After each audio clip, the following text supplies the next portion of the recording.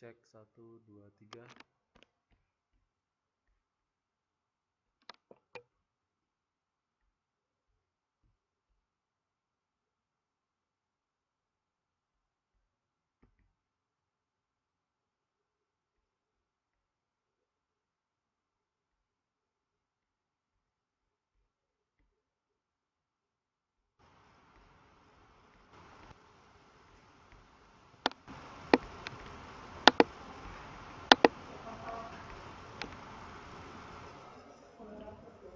Tes 1 2 3.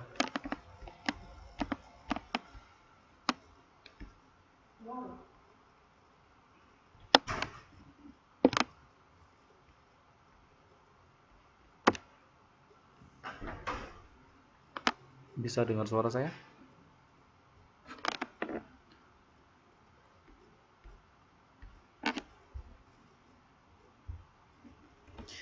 Ya, kita tunggu sebentar lagi ya.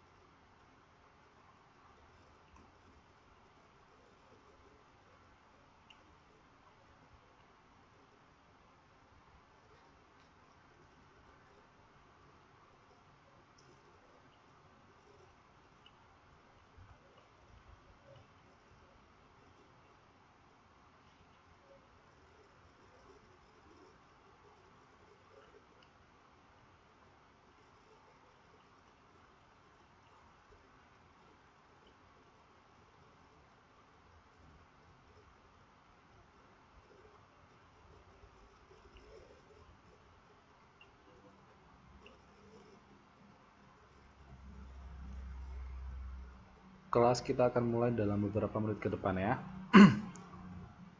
Sambil menunggu yang lainnya yang baru mencoba untuk masuk login ke Wizik.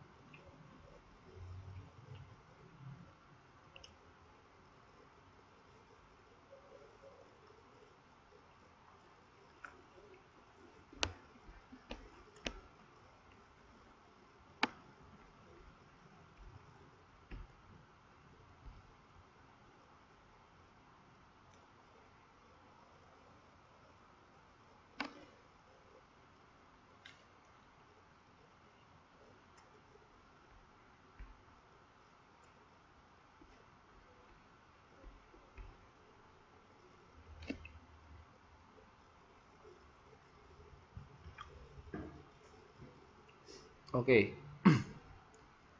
Saya kira bisa kita mulai saja kelasnya ya.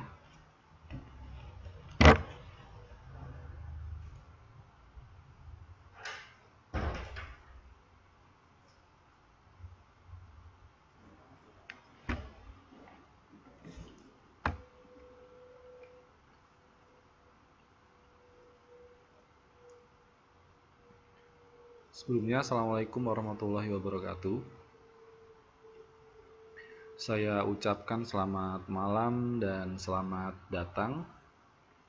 Selamat berjumpa lagi dengan saya selaku tutor sosiologi di kelas 11 semester 4 pada hari ini tanggal 5 Juni tahun 2017.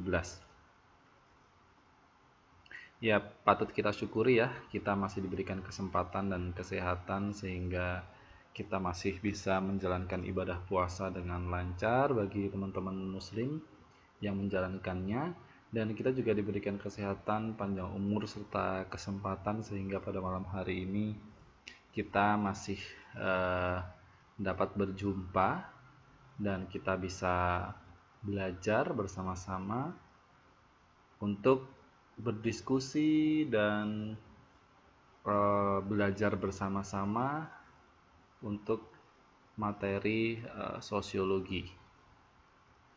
Dan pada malam hari ini sengaja saya ingin menyampaikan sebuah materi yang ini cukup banyak ya, cukup cukup bisa disampaikan atau dipaparkan dalam 2 kali pertemuan, karena mengingat untuk minggu lalu saya berhalangan untuk mengajar kalian. Jadi malam hari ini saya akan coba untuk menyampaikan topik materi untuk malam hari ini dan juga pengganti kesempatan minggu lalu ya. Karena pada kesempatan minggu lalu saya ada acara di Semarang dari tanggal 28, 29, 30, kemudian diteruskan tanggal 1 dan 2, sehingga kemarin ada beberapa kelas yang memang saya tidak bisa masuk atau saya tidak bisa mengisi. Sebenarnya saya membawa laptop waktu itu, cuman kendala di hotel yang saya tinggali itu wifi-nya lemah sinyalnya, dan sinyal handphone saya pun tidak masuk di hotel tersebut, sehingga terpaksa saya cancel untuk kelasnya dan bisa saya ganti di pertemuan yang akan datang atau di waktu atau kesempatan yang akan datang. Saya akan coba cari-cari waktu atau kiaki waktunya supaya nanti kekurangan atau ketertinggalan pertemuan yang kemarin-kemarin bisa dipenuhi ya targetnya. Nah, seperti biasa ya, tadi sebenarnya pengen saya ajukan kelasnya karena saya lihat kok Pak Dery belum membuat link ya buat membuat pengumuman di grup Facebook apakah bisa masuk kelas atau tidak. Terus saya coba untuk message Pak Dery, ternyata responnya lama, hingga tadi setelah sholat tarawih baru menyampaikan linknya ya kalau nggak salah ya. Jadi ya tidak jadi diajukan gitu ya, gitu. Jadi ya nggak apa-apa, mudah-mudahan nanti bisa selesai sebelum pukul 12 malam ya. Kasihan kalian kalau misalnya malam-malam masih terjaga ya, belum istirahat, karena nanti jam 1, jam 2 atau jam 3 kalian sudah bangun lagi untuk menyiapkan sarapan sahur ya, makan sahur bagi teman-teman muslim yang melaksanakan ibadah puasa. Jadi ya saya mengerti sekali teman-teman sekalian ya. Supaya tidak larut malam, saya kira mari kita sama-sama buka kelas kita pada malam hari ini dengan berdoa menurut keyakinan agama kita masing-masing. Berdoa untuk memulai pelajaran sosiologi malam hari ini. Berdoa saya persilahkan.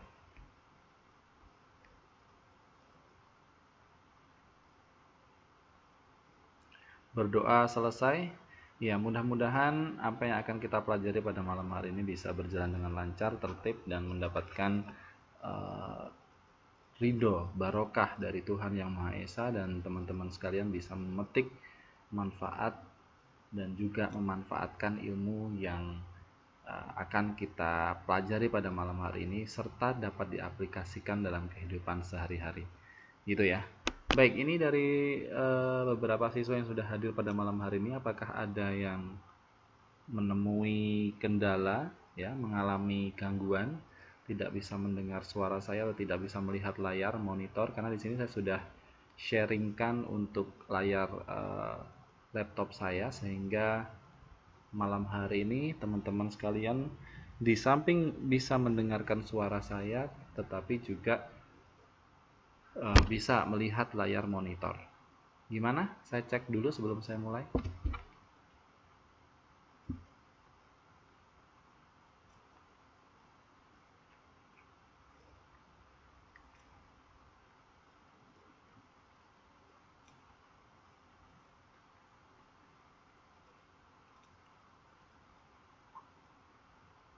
Iya, di sini sudah saya sharingkan layar monitor dan bagaimana teman-teman sekalian bisa eh, lihat layar monitor dan suara saya dengan baik atau dengan jelas tidak?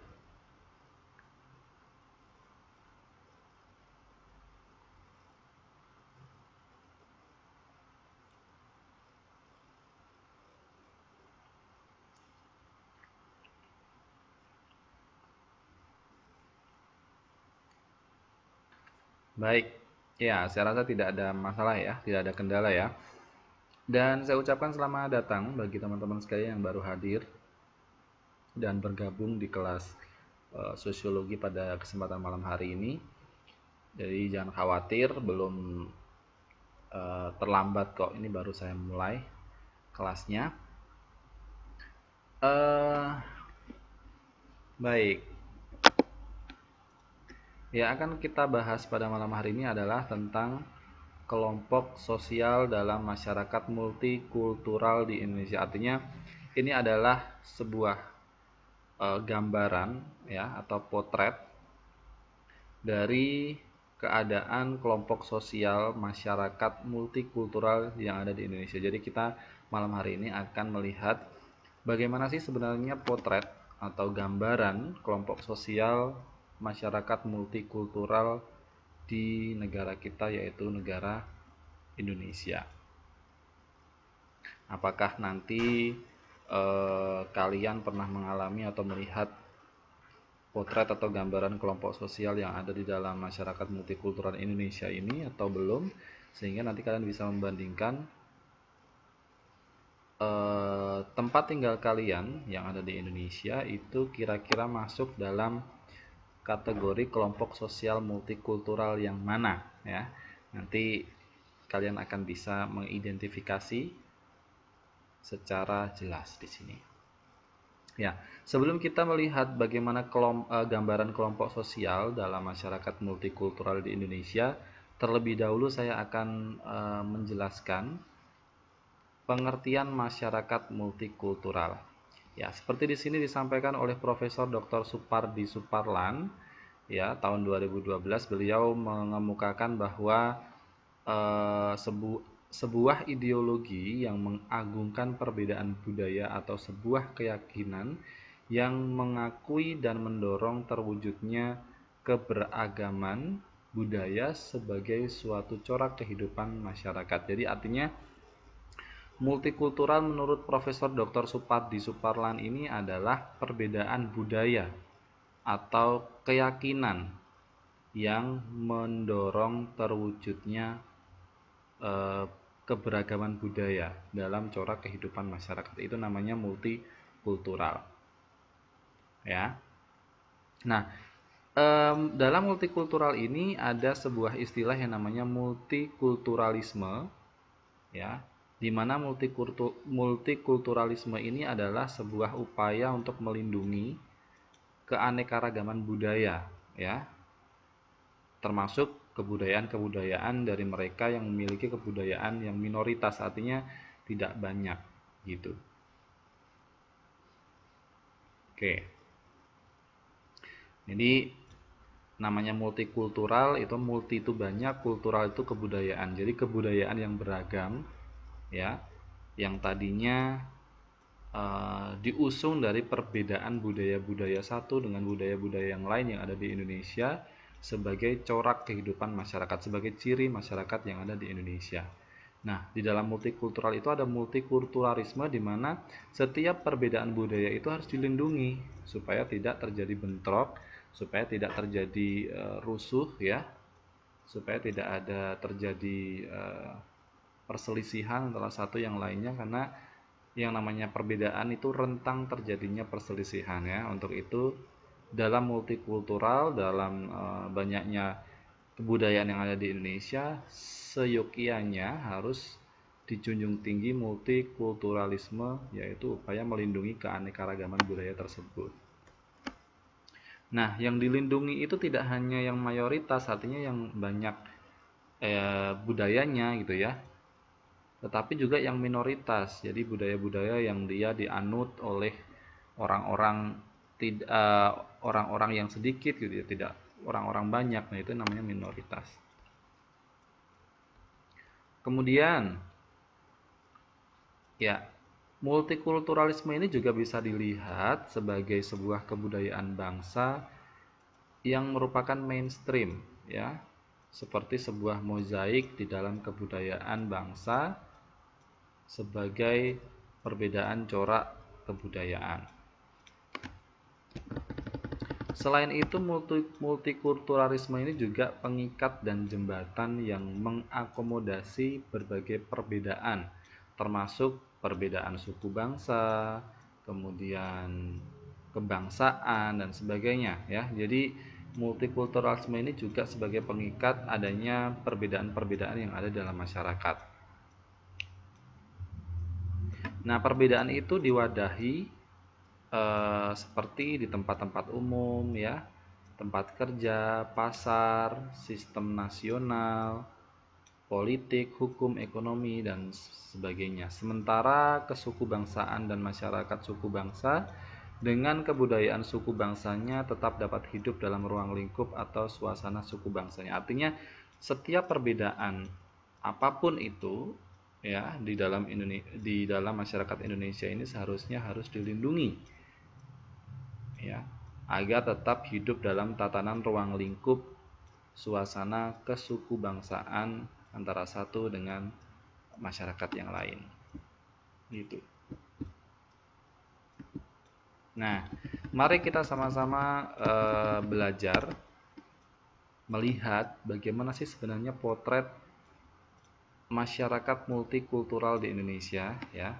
Nah, acuan utama bagi terwujudnya masyarakat Indonesia yang multikultural adalah adanya multikulturalisme tadi, adalah sikap bagaimana menjunjung tinggi, menghormati adanya perbedaan kebudayaan yang beragam di Indonesia. Nah, acuan tersebut merupakan ideologi yang mengakui dan mengagungkan perbedaan dalam derajatan baik secara individual maupun secara kebudayaan. Jadi multikulturalisme ini semakin di samping menghormati atau menjunjung tinggi keterbedaan kebudayaan atau kehidupan di dalam masyarakat, itu juga mengakui dan mengagungkan segala macam perbedaan, ya, dan dijadikan sebagai sesuatu yang sederajat. Artinya perbedaan-perbedaan itu sama, itu loh, sederajat, tidak ada yang lebih tinggi, tidak ada yang lebih rendah, semuanya sederajat. Jadi kalau dilihat budaya satu dengan budaya yang lain, tidak ada yang lebih tinggi, tidak ada yang lebih baik, tidak ada yang lebih buruk, semuanya sama, baik keterbedaan yang dilihat secara individu maupun secara kebudayaan.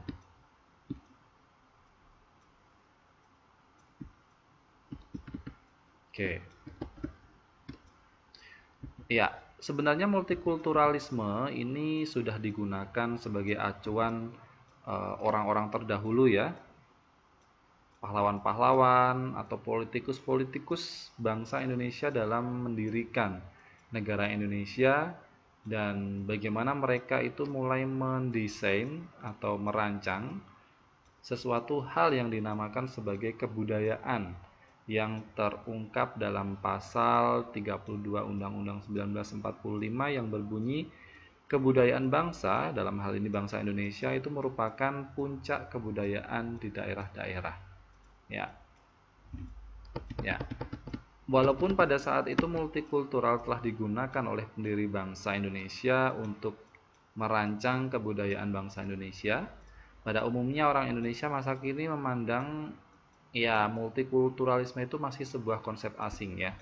Jadi orang-orang memandang kalau mereka ketemu dengan istilah multikulturalisme itu mereka masih menganggapan bahwa itu adalah konsep asing, padahal multikulturalisme ini sudah digunakan oleh para pendiri bangsa untuk membentuk dan mendesain negara Indonesia. Nah, orang sekarang memandang bahwa multikulturalisme itu tidak bisa disamakan dengan konsep keanekaragaman secara suku bangsa atau kebudayaan suku bangsa yang menjadi ciri masyarakat majemuk. Karena multikulturalisme ini menekankan keragaman budaya dalam kesederajatan. Jadi tidak bisa dibeda-bedakan ya. Alasan mengenai multikulturalisme setidaknya juga harus mengulas berbagai permasalahan yang mendukung ideologi ini, yaitu politik dan demokrasi, keadilan dan penegakan hukum, kesempatan kerja dan berusaha, hak asasi manusia, hak budaya, kemudian hak hidup untuk golongan-golongan minoritas, prinsip etika, moral, dan lain sebagainya. Nah, ini coba kita perhatikan kalau di Indonesia ini kelompok-kelompok sosial yang ada dalam masyarakat yang banyak sekali budaya di dalamnya ini apa saja sih? Yang pertama kita akan coba bahas yaitu kelompok sosial berdasarkan atas ras. Ya. Di Indonesia ini ada beberapa macam kelompok-kelompok sosial jika dilihat dari ras ya. Nah, beberapa kelompok sosial atas dasar ras ini antara lain yang pertama adalah kelompok sosial ras Arab. Ya, kalau dilihat keturunan Arab di Indonesia ini tersebar di berbagai daerah ya, tidak hanya menggerombol dalam satu daerah saja tetapi tersebar di berbagai macam daerah di Indonesia. Ya. Kenapa bisa begitu? Hal ini bisa dijelaskan karena dulu sejarahnya kedatangan bangsa Arab ke Indonesia itu adalah untuk berdagang dan menyebarkan agama. Jadi tidak menutup kemungkinan keturunan Arab membentuk kelompok-kelompok sosial antar mereka di daerah-daerah tempat tinggalnya. Ya, ketika mereka menyebarkan agama sekaligus berdagang. Jadi tidak hanya berdagang di suatu tempat dan tidak hanya menyebarkan agama di satu lokasi saja. Nah, misalnya saja di daerah Cirebon dan sekitarnya. Mereka tinggal di pinggir kota dan membawa budaya Arab seperti kesenian hadroh ya. Jadi begitu, ini ada yang pertama adalah kelompok sosial ras Arab. Nah, ini yang mulai banyak ada di Indonesia ya, kelompok sosial ras Tionghoa atau Asiatik. Orang-orang yang berwajah oriental ya, Asiatik, mata sipit, kulit putih gitu ya. Orang-orang ras Tionghoa, ras-ras Cina ya. Nah, jika dilihat, keturunan Tionghoa ini ada yang tinggal di kota-kota besar, tetapi ada juga yang tinggal di desa-desa.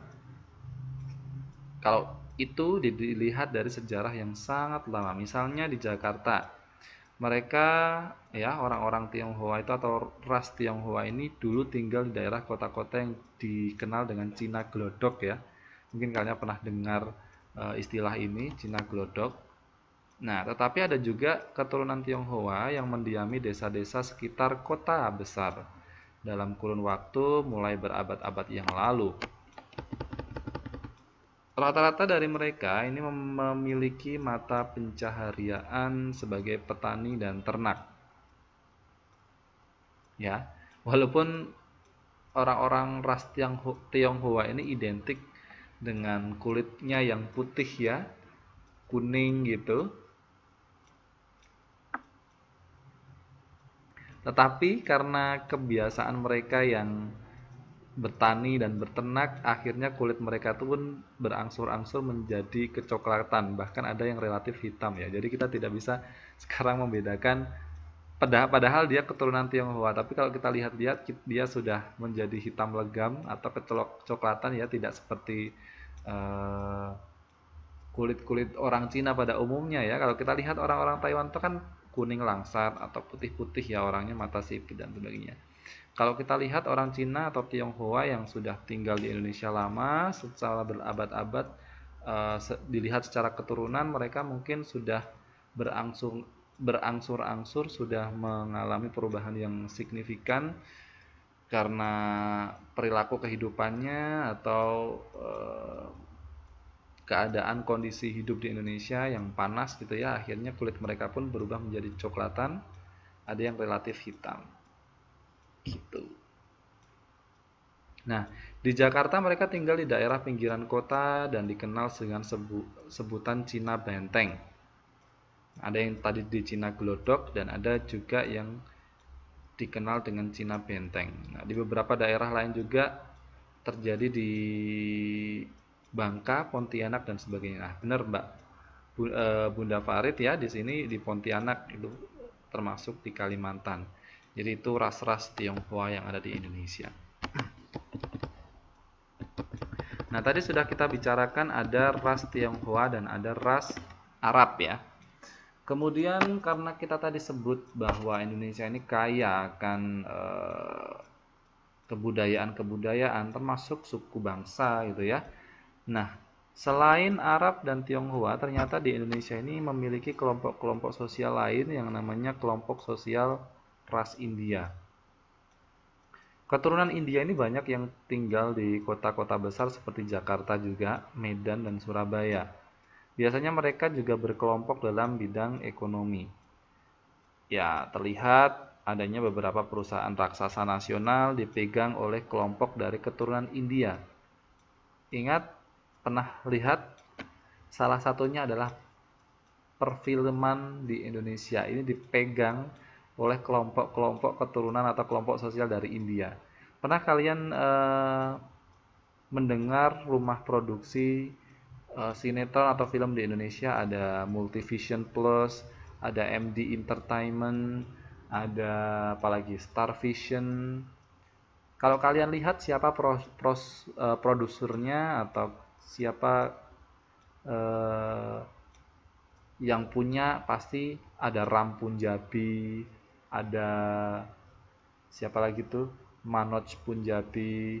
Kalau kalian pernah dengar PT Soraya Intersin Film yang dulu memproduksi film-film seperti Dono Kasino Indro, Susana, sampai sekarang sudah memproduksi juga film-film dan masih bertahan sekarang ya. Kalau lihat produsernya ya, ada Ram Soraya, ada Gobin Punjabi, kan dilihat nama-namanya itu dari India kan, Manoj Punjabi, Gobin Punjabi, kemudian Damo Punjabi, ada Ram Punjabi, ada Ram Soraya, ada Chan Parwes Servia. Itu waktu itu saya bertanya-tanya, ini kok namanya aneh-aneh ya, semua perfilman atau semua yang punya production house yang membuat sinetron di Indonesia, film di Indonesia, kok orang-orangnya begini ya, Sunil Soraya gitu ya, Sonu Nigam gitu kan, orang-orang India. Nah,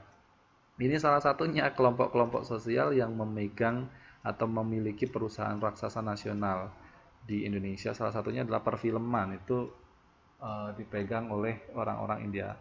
Tidak heran kalau sinetron atau perfilman Indonesia ya, itu kalau dilihat kan hampir mirip bagaimana cara pembuatannya dengan film-film India, itu kan hampir mirip kalau dilihat misalnya sinetron. Makanya saya nggak suka nonton sinetron Indonesia gitu ya. Episodenya kan lama-lama. Coba kalian samakan dengan serial-serial TV India itu. Pasti episodenya lebih dari 2000, lebih dari 200. Bisa sampai ribuan ya, sama kayak di Indonesia. Indonesia ini sinetron juga episodenya ya paling dikit 500. Tayang setiap hari dan sebagainya. Nah, seperti itulah. Nah, di Sumatera nangis, nyanyi, nyari-nyari. Jadi itu ya. Iya, berarti laku ya karena banyak yang nonton dan sebagainya. Itu kita bisa lihat dari situ ya. Nah, di Sumatera Utara ada kelompok orang India yang tinggal di suatu daerah, mereka dikenal dengan sebutan orang Keling. Nah, ini di Sumatera Utara. Jadi ada kelompok-kelompok tertentu, tetapi kalau dilihat secara luas, ras India ini juga tersebar di mana-mana. Tapi ada yang dia komunitasnya atau kelompoknya kecil, ada yang mereka kelompok atau komunitasnya besar. Gitu. Nah, itu tadi kalau dilihat dari rasnya ya. Jadi ada 3. Yang pertama adalah ras Arab, kemudian ras Tionghoa, kemudian ras India. Nah, yang kedua ini banyak, yang paling banyak ini bahasanya di sini. Nanti saya singkat-singkat saja, tidak perlu saya bahas terlalu panjang lebar karena ini banyak sekali ya. Kelompok sosial atas dasar suku bangsa. Nah, bangsa Indonesia yang menyebar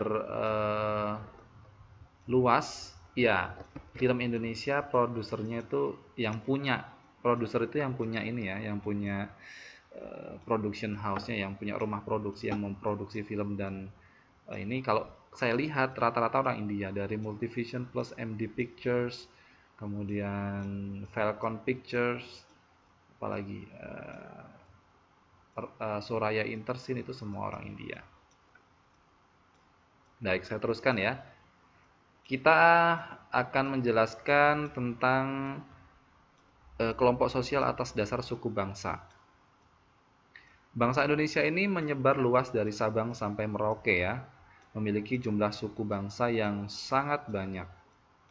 Nah, tetapi para ahli yang meneliti tentang ini itu belum pernah memiliki kesepakatan tentang berapa sih sebenarnya suku bangsa yang ada di Indonesia gitu ya. Ada seorang ilmuwan yang namanya Clifford Geertz itu menyatakan bahwa jumlah suku bangsa di Indonesia ini lebih dari 300 suku. Tidak ada jumlah pasti ya berapa sebenarnya suku bangsa di Indonesia. Karena setiap orang yang menyatakan itu berbeda-beda. Ya tadi Clifford Geertz itu menyatakan lebih dari 300 suku bangsa. Kemudian ada lagi Sultan Tahdil Ali Sabana menyatakan bahwa jumlah suku bangsa di Indonesia antara 200 hingga 250 suku bangsa. Jadi tidak ada nominal yang jelas berapa sebenarnya suku bangsa di Indonesia. Nah, kalau dilihat, setiap suku bangsa di Indonesia ini memiliki ciri-ciri dan identitas masing-masing yang berbeda-beda. Mungkin teman-teman sekalian di sini berasal dari suku bangsa yang berbeda-beda. Jadi kalau kita lihat misalnya Bunda Farid, Mbak Aril, kemudian siapa lagi yang datang ya pada malam hari ini yang hadir, itu akan memiliki suku bangsa yang berbeda-beda. Identitasnya beda-beda ya, ciri-cirinya beda-beda. Mungkin Bunda Farid gaya ngomongnya seperti ini, Aril gaya ngomongnya seperti ini, kemudian Mbak C juga berbeda ya. Oh, dikecilin ya sebentar. Segini.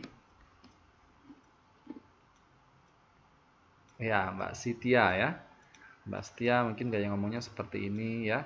Jadi kalian itu berasal dari berbeda-beda suku bangsa ya. Nah, dari perbedaan ini kemudian muncullah daerah lingkungan yang disebut adat. Nah, ini ada 19 daerah lingkungan adat supaya kita semua bisa lebih mudah memahami pembagian dari suku bangsa yang ada di Indonesia. Menurut Van Vollenhoven, dia membagi 19 daerah lingkungan adat. Yang pertama adalah Aceh. Kita tahu ya, Aceh itu terletak di ujung Indonesia bagian utara barat, ya. Dia memiliki adat dan budaya sendiri. Kebudayaannya dipengaruhi oleh agama Islam sehingga Aceh pun sampai sekarang dikenal sebagai sebutan Serambi Mekah Al-Mukarramah. Nah, di Aceh kalian tidak akan pernah menemui gamelan-gamelan seperti di Jawa ya, tapi di sana memiliki banyak kebudayaan-kebudayaan lain seperti tarian-tarian ya yang menggunakan tarian badan-badan tubuh dari orang-orang yang menari di sana. Tarian yang paling terkenal itu adalah tari saman ya. Mungkin kalian pernah lihat atau pernah mempraktekkan tari saman yang cukup cepat ya. Yang dia tepak-tepuk kemudian ya gerakannya cukup gesit. Nah, itu namanya tari saman dari Aceh. Ya, begitu. Kemudian dilanjutkan ada suku bangsa dari Gayo, Alas, dan Batak. Nah, Gayo dan Alas secara administratif itu termasuk sebenarnya dalam wilayah daerah istimewa Aceh. Tapi secara adat itu memiliki kesamaan dengan masyarakat Batak. Oleh karena itu, ketiga suku ini dikelompokkan menjadi satu lingkungan adat. Nah, masyarakat Batak pada umumnya beragama Kristen, kecuali yang berasal dari daerah selatan, yaitu suku Mandailing, karena suku Mandailing ini dulunya dipengaruhi oleh Islam. Jadi, kecuali suku Mandailing ini, mayoritas masyarakat Batak, Gayo, Alas ini beragama Kristen. Kemudian Minangkabau. Minangkabau ini terletak di Sumatera Barat yang masih dipengaruhi kuat oleh budaya Islam, kebudayaannya itu. Nah, tetapi di bagian masyarakat tertentu, pihak perempuan ini memberikan uang jemputan untuk calon suaminya. Jadi kebalikan kalau sama orang Jawa ya, kalau orang Jawa itu kalau menikah, suaminya yang memberikan uang kepada istrinya ya. Kalau Minang ini enggak, istrinya yang memberikan uang jemputan untuk calon suami, ya. Ini berbeda dengan ajaran Islam yang harusnya seorang laki-laki lah yang memberikan mahar. Tapi kalau orang Minangkabau, istri yang memberikan mahar. Gitu. Untuk kekerabatan di Minangkabau ini menganut sistem matrilinear, artinya garis kekerabatan itu ditarik dari ibu atau keturunan wanita, keturunan dari pihak wanita. Jadi kalau marga gitu kan biasanya kita pakai marga ayah ya. Tapi kalau di Minangkabau ini kebalikannya, mahar dari ibu, mahar dari cewek, kemudian keturunannya pun ditarik dari garis ibu, bukan dari garis ayah. Nah, ini uniknya adat dan istiadat atau perbedaan multikultural kebudayaan yang ada di Indonesia. Jadi kita perlu tahu. Nah, kemudian yang selanjutnya adalah Sumatera Selatan. Iya, betul. Binti. Sumatera Selatan ini terdiri dari Jambi, Bengkulu, dan Lampung. Budayanya juga banyak dipengaruhi oleh Islam. Ya. Di Lampung misalnya, karena menjadi tempat tujuan transmigrasi terutama dari Jawa dan Bali, ya daerah ini terbentuk kelompok sosial seperti daerah asalnya. Kemudian ya Lampung seperti itu ya Mbak ya, sama Kak? Sama kan? Jadi di sana masih kebudayaan Islamnya masih kuat ya. Budayanya juga beraneka ragam karena sebagai transmigrasi laut seperti contohnya ya. Jadi di Bakauheni ya, di Bakauheni ke Merak itu kan sebagai jalur transmigrasi ya, sehingga banyak sekali orang yang bertukar budaya di situ sehingga di situ kaya akan budaya. Kemudian Melayu. Populasi terbanyak ini ada di Provinsi Riau. Mereka menyebar di berbagai wilayah ya, di Pekanbaru ya, terutama di pesisir-pesisir sungai. Nah, di daerah perbatasan dengan Sumatera Barat juga dijumpai keturunan campuran Melayu dan Minangkabau. Suku-suku yang ada seperti suku Sakai, Kubu, Talang, kemudian Talang Mama yang dia mendiami kawasan-kawasan pedalaman. Gitu. Kemudian Bangka Belitung.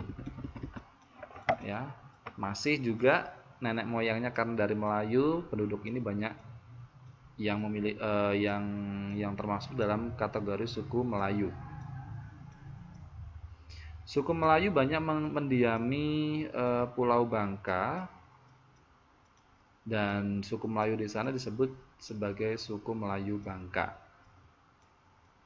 Tetapi bagi suku Melayu yang mendiami Pulau Belitung namanya Melayu Belitung. Jadi bisa dibedakan ya. Kalau ada suku Melayu yang hidup atau tinggal di Bangka namanya Melayu Bangka, tetapi kalau ada suku Melayu yang tinggal di Belitung namanya Melayu Belitung. Nah, selain suku Melayu, ada juga suku dari Palembang dan Jambi yang mendiami di Bangka Belitung ini. Selain itu juga ada orang Jawa, Tionghoa, dan suku lainnya. Seperti saya dulu ya, orang tua saya kan asli Jawa, tapi merantau akhirnya ke Sumatera ya, di Palembang, sehingga di sana juga ketemu suku-suku Jawa yang lainnya, sehingga tidak hanya suku Melayu atau orang-orang asli Palembang saja yang ada di sana, tapi juga suku-suku pendatang seperti Tionghoa, orang Jawa, dan suku-suku lainnya juga ada di sana. Ya, karena lapangan pekerjaan di sana masih banyak, dan biasanya kalau PNS dulu ayah ibu saya kan ditugaskan ya untuk kerja di sana, sehingga saya yang menjadi imbasnya lahir di Palembang. Sehingga orang tua saya Jawa, saya lahir di Palembang sana.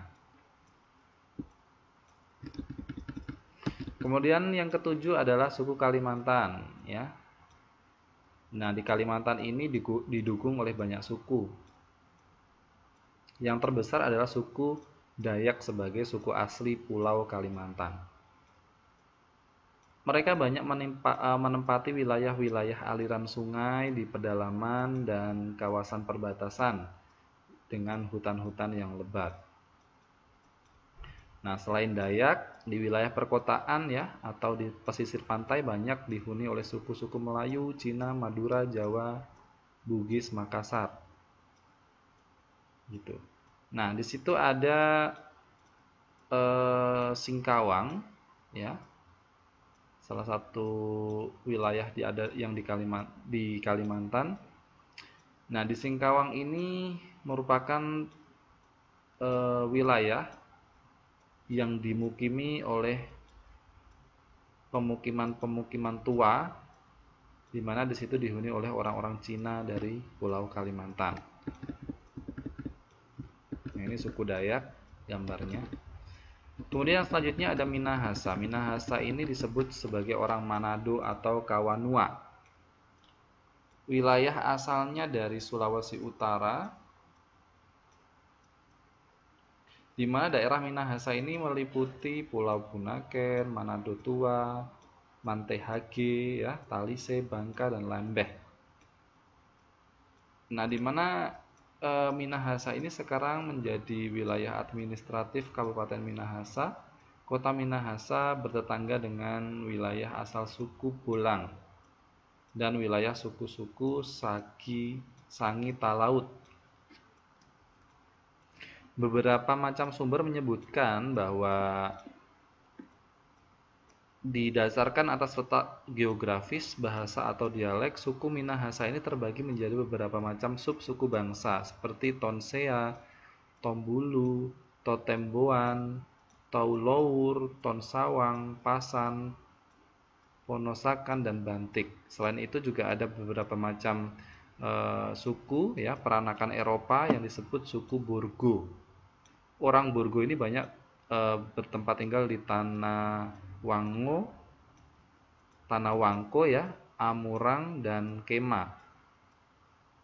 Begitu. Kemudian yang kesembilan ada suku Gorontalo.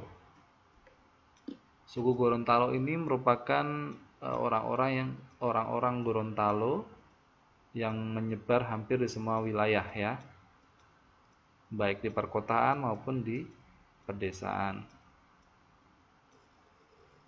Ya, kebudayaan yang masih mempengaruhi adalah kebudayaan Islam. Pada saat kemerdekaan, masyarakat wilayah ini juga aktif melawan kekuasaan Belanda. Nah, salah satu putra yang giat memimpin perlawanan yaitu yang terkenal adalah Nani Wartabune. Ya, jasanya ya pemerintah pusat memberikan tanda jasa sebagai pahlawan perjuangan kemerdekaan kepada Nani Wartabune. Kemudian Toraja. Suku Toraja ini berada di Provinsi Sulawesi Selatan ya, yang dinamai yaitu di wilayah Tanah Toraja. Toraja ini berasal dari bahasa Bugisto yang artinya orang dan ri artinya dari, serta aja artinya atas. Jadi nama Toraja kemudian dibakukan menjadi sebutan suku bangsa sejak pakar bahasa dan kebudayaan serta penginjil Belanda menggunakan nama tersebut dalam tulisan-tulisan ilmiah mereka. Jadi itu asal-usul nama Toraja ya. Nah, dalam kepustakaan tersebut dinamakan penduduk Toraja itu merupakan sekelompok penduduk yang mendiami wilayah bagian utara Sulawesi Selatan dan hampir seluruh wilayah Sulawesi Tengah, kecuali bagian timur Sulawesi. Gitu. Kemudian ada Sulawesi Selatan. Memiliki 4 suku utama yaitu Makassar, Bugis, Toraja, dan Mandar. Orang Makassar merupakan penduduk sejak dulu yang mendiami wilayah Makassar. Kemudian Gorontalo merupakan dua kerajaan kecil yang kemudian bersatu membentuk kerajaan besar yang mengusaha jalur perdagangan rempah-rempah di Selat Makassar hingga Maluku. Itu kemudian ada suku Ternate. Suku Ternate ini berasal dari Kabupaten Maluku Utara ya. Kemudian selain suku Ternate juga di pulau selain di pulau asalnya yaitu Ternate, juga suku-suku bangsa Ternate ini mendiami pulau-pulau lain seperti Bacan, kemudian Obi, ya. Yang keduanya ini termasuk Kabupaten Halmahera Tengah, serta wilayah-wilayah lain yang ada di dalam dan di luar Provinsi Maluku. Kemudian di Provinsi Ambon, ya, suku Ambon ini di Provinsi Maluku ini terdiri dari sejumlah suku bangsa, ya, termasuk keturunan-keturunan campuran di samping dari suku Ambon tersebut.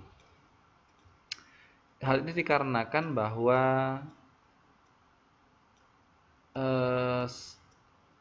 semuanya itu terpengaruhi oleh sejarah wilayah, ya. Nah, orang India dan orang Cina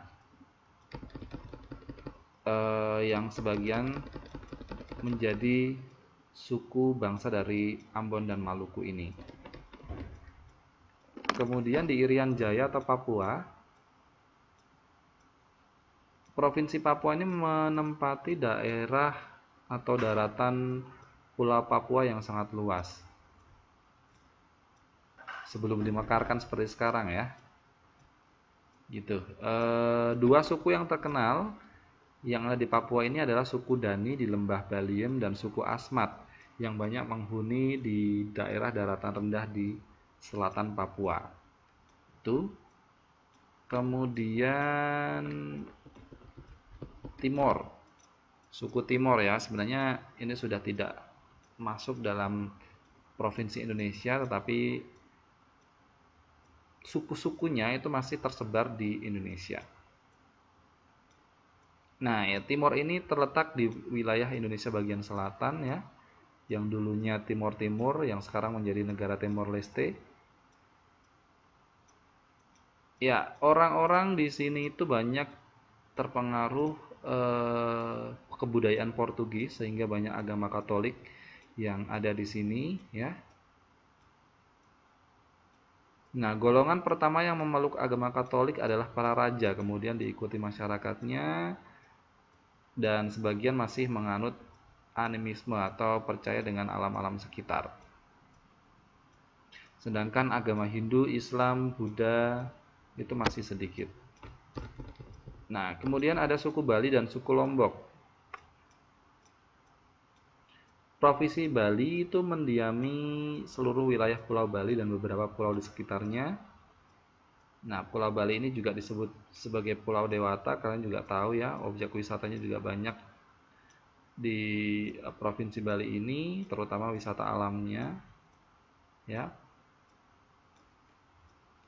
Kemudian membicarakan Lombok itu tidak terlepas dengan Provinsi Nusa Tenggara Barat ya. Ada beberapa suku di Lombok, ada suku Sasak, Bali, Sumbawa, Bima, dan Dompu. Suku Sasak adalah suku asli Lombok. Mereka menyebar di tempat-tempat di Pulau Lombok, beberapa tempat di Lombok gitu ya. Kemudian ada beberapa macam suku lagi ya, orang Sumbawa yang tinggal di bagian wilayah barat, kemudian orang Bima yang tinggal di wilayah bagian timur beserta orang Dompu. Kemudian Jawa Tengah dan Jawa Timur. Nah, ini yang paling banyak ya. Sukunya tentu saja suku Jawa yang paling banyak. Tapi selain suku Jawa di sini, penduduk asli wilayah Jawa Tengah dan Jawa Timur ini merupakan suku Karimun dan suku Samin. tapi tidak sebanyak suku Jawa ya, tetapi masih ada suku-suku lain yaitu suku Samin dan suku Karimun. Nah, untuk penduduk asli Jawa Timur, selain suku Jawa, juga ada suku Madura, suku Tengger, dan suku Osing. Itu yang perlu kalian tahu. Kemudian di Jogja, penduduk aslinya adalah orang Jawa. Ya, suku aslinya adalah orang Jawa ya. Di mana Provinsi Yogyakarta ini merupakan bentukan dari wilayah Keraton Ngayogyakarta Hadiningrat gitu. Itu suku bangsanya. Kemudian Jawa Barat. Jawa Barat, nah tadi yang sudah disebutkan Bunda Farid ya, ini identik dengan suku Sunda ya, sebagai penduduk asli di Jawa Barat ini.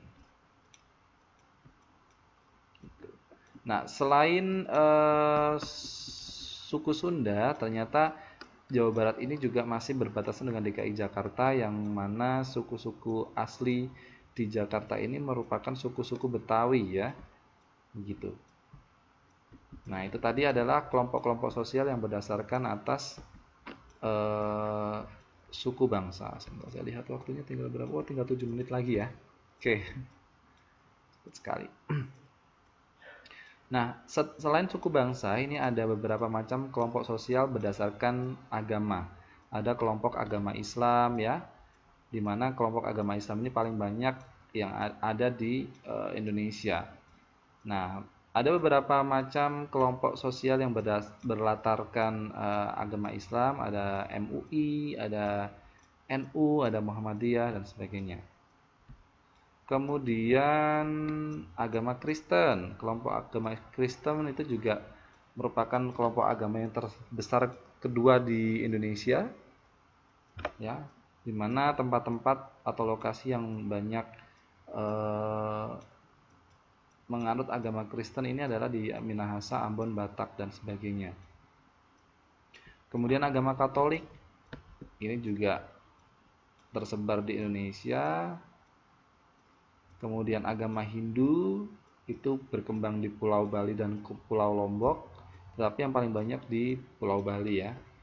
Kemudian kelompok agama Buddha. Ya, ini juga berkembang atas dasar agama Buddha yang berada dalam naungan kelompok sosial yaitu Perwalian Umat Buddha Indonesia atau Walubi, dan ada kelompok-kelompok lainnya. Nah, untuk kelompok sosial atas dasar pendidikan, kita bisa lihat dari jalur pendidikan. Ada jalur pendidikan formal di mana adanya sekolah-sekolah gitu ya. Kemudian jalur pendidikan non formal merupakan jenis pendidikan yang membentuk kelompok sosial yang saat ini banyak ya. Seperti yang kalian lakukan di sini, ada kejar paket A, B, C, kemudian lembaga-lembaga kursus lain, misalnya kursus komputer, menjahit, masak, dan sebagainya. Kemudian jalur pendidikan informal. Informal ini adalah pendidikan yang dilakukan dalam keluarga atau masyarakat umum, tetapi dia tidak secara formal atau resmi gitu ya, seperti orang tua mengajarkan anaknya ngaji, itu kan tidak formal ya, informal. Kemudian kalau dilihat dari jenjang pendidikan di Indonesia ini masih menggunakan sistem pendidikan yang seperti ini ya. Ada pendidikan formal seperti SD, MI, SMP, MTS, SMA, SMK, kemudian S1, S2, S3 gitu ya. Nah, untuk jenis pendidikan kita bisa melihat pendidikan umum ya, seperti SMP, SMA, pendidikan kejuruan seperti STM, SMK gitu ya, yang dia ada kejuruan-kejuruannya. Kemudian kelompok sosial yang didasarkan atas kekerabatan, ini ada 3. Yang pertama adalah patrilineal. Patrilineal ini merupakan kekerabatan yang digaris, yang dilihat dari pihak laki-laki ya. Jadi garis ayah yang diturut ya. Biasanya patrilineal ini digunakan atau dianut oleh suku Batak, Minahasa, Ambon. Kemudian suku matrilineal, ini kebalikan dari patrilineal. Kalau patrilineal tadi kekerabatannya ditarik dari garis ayah, kalau matrilineal ini ditarik dari garis ibu. Nah, ini yang menggunakan sistem ini adalah suku bangsa Minangkabau. Kemudian bilineal. Bilineal ini merupakan garis kekerabatan yang ditarik dari garis ayah maupun garis ibu. Ya. Nah, ini banyak ditarik atau dianut oleh keluarga-keluarga Jawa. Jadi kalau orang Jawa itu kan kalau terah itu kan kita lihat ini terah dari ibu atau terah dari bapak itu kan dilihat ya. Tapi ada suku-suku tertentu seperti tadi suku Minangkabau itu hanya melihat dari sisi ibu saja. Atau kalau dari Ambon, Minahasa itu bisa dilihat dari ayah saja, sehingga kalian bisa membentuk gambar seperti ini. Nah, ini matrilineal di mana dilihat hanya ibu saja. Jadi ini ayah, ibu, kemudian dilihat dari ibunya saja. Ini ibu, ayah ya, yang dilihat kemudian ibunya saja di sini. Ini ibu, ayah, kemudian yang dilihat hanya garis keturunan yang laki-laki saja, pihak laki-laki atau pihak ayah. Kalau yang ini kita bisa lihat dari mana saja gitu. Ayah, ibu bisa. Ya, mungkin itu yang bisa kita pelajari pada malam hari teman-teman sekalian sebagai potret kehidupan bangsa Indonesia yang multikultural ya. Mungkin itu yang bisa saya sampaikan. Jadi masih ada 2 menit. Banyak ya materinya, nanti kalian bisa sambil baca sendiri. Untuk itu saya kira itu saja yang bisa saya sampaikan, kurang lebihnya mohon maaf. Mari kita tutup pertemuan pada kesempatan malam hari ini dengan berdoa menurut keyakinan dan agama kita masing-masing. Berdoa dipersilahkan. Berdoa selesai. Sekali lagi terima kasih atas semangat dan kehadirannya untuk hadir dan mengikuti kelas sosiologi pada malam hari ini. Mudah-mudahan ada manfaatnya dan mudah-mudahan diberikan berkah oleh Allah Subhanahu wa taala. Jadi tepat ya, sebelum jam 12 kalian bisa istirahat lebih dahulu 1-2 jam, 3 jam sebelum melaksanakan atau memasak untuk persiapan sholat atau sahur gitu ya. Untuk itu saya ucapkan selamat istirahat, sampai ketemu lagi di pertemuan yang akan datang. Dari saya kurang lebihnya mohon maaf. Wabillahi taufiq wal hidayah. Assalamualaikum warahmatullahi wabarakatuh.